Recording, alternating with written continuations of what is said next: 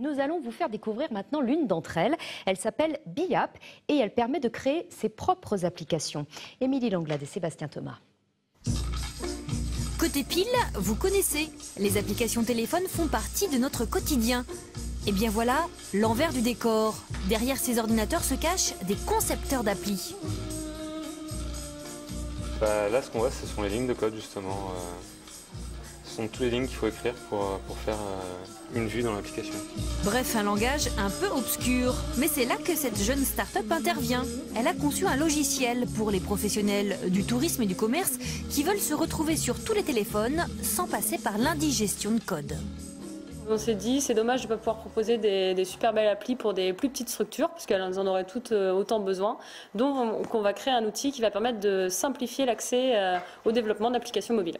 L'outil a nécessité 1 an de travail et désormais, créer soi-même son application devient presque un jeu d'enfant. Là, c'est mon menu. Donc dans mon menu, je peux changer les titres. Par exemple, la partie cartographie, je peux l'appeler map. Et voilà le résultat, un restaurant de Pornic qui se retrouve sur le bout de vos doigts.